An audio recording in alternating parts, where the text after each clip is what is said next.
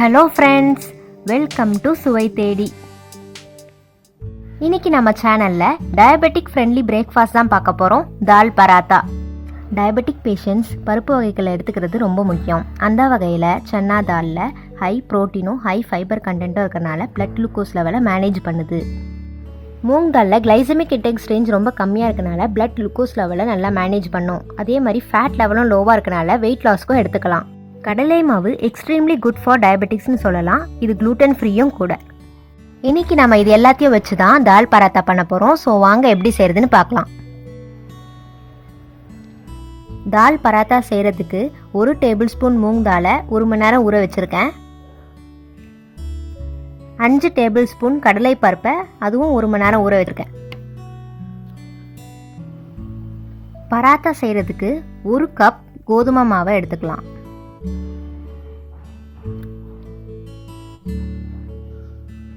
தேவையான அளவு உப்பு சேர்த்து மாவை நல்லா பிசைஞ்சுக்கோங்க.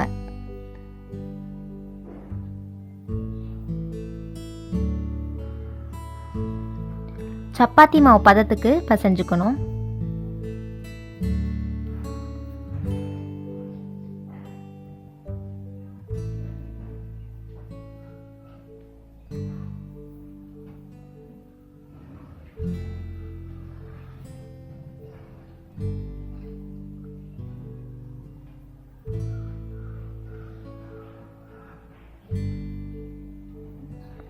நல்லா பசிறதும் 1/2 அன் ஹவர் மூடி வச்சுருங்க. ஸ்டஃபிங் செய்கிறதுக்கு ஒரு பேனில் 2 டேபிள் ஸ்பூன் கடலை மாவு ஆட் பண்ணிக்கணும்.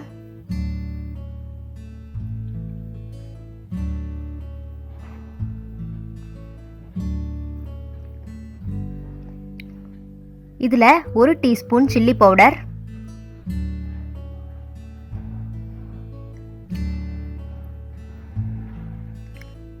1 டீஸ்பூன் தனியாத்தூள்,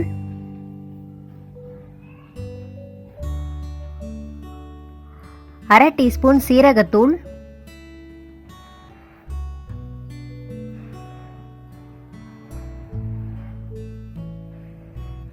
இது எல்லாத்தையும் மிக்ஸ் பண்ணிட்டு ஊற வச்ச கடலை பருப்பு ஆட் பண்ணிக்கலாம்.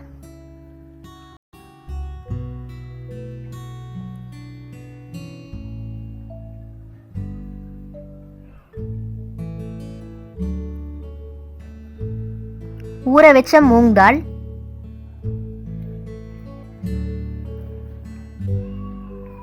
இது எல்லாத்தையும் ஒரு வாட்டி நல்லா மிக்ஸ் பண்ணி விட்டுக்கோங்க.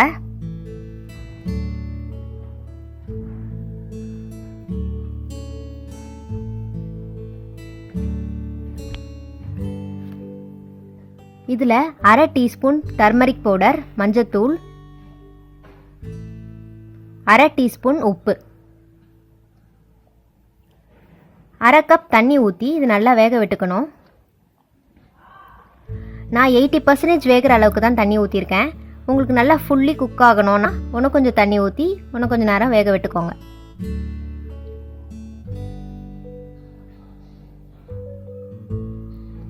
நல்லா தண்ணி வற்றி பருப்பு வெந்ததும் கொத்தமல்லியை ஆட் பண்ணிக்கலாம். இப்போ ஸ்டவ் ஆஃப் பண்ணிடலாம்.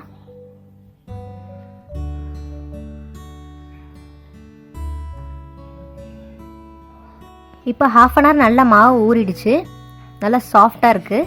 இப்போ இது 2 நிமிஷம் பிசைஞ்சு சின்ன சின்ன உருண்டைகளாக பிடிச்சு வச்சுக்கலாம்.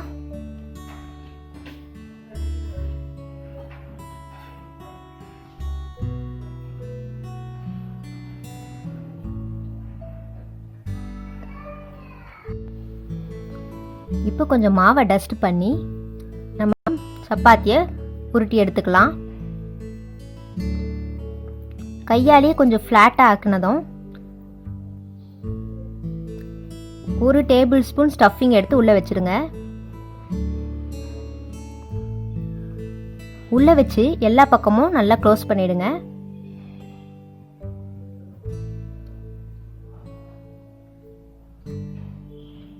நல்லா டைட்டாக சீல் பண்ணதும் உருட்டி எடுத்துடலாம்.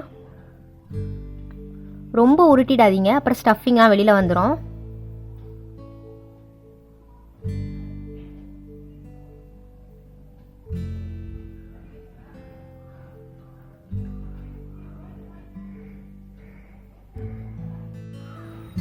இப்போ சப்பாத்திலாம் உருட்டி வச்சாச்சு. இப்போது எல்லாத்தையும் சுட்டு எடுத்துக்கலாம். ஒரு தோசைக்கல்ல கொஞ்சம் எண்ணெய் ஊற்றிக்கோங்க.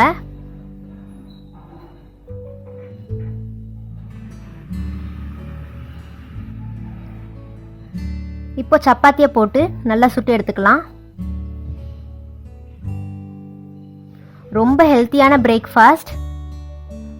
High protein high fibre content இருக்கனால பிளட் குளுக்கோஸ் லெவலை நல்லா மேனேஜ் பண்ணும்.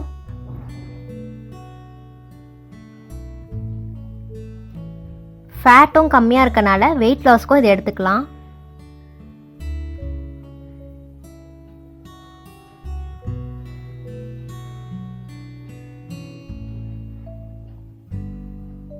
ஸோ கண்டிப்பாக செஞ்சு பாருங்கள். ஹெல்த்தியான தால் பராத்தா ரெடி ஆயிடுச்சு.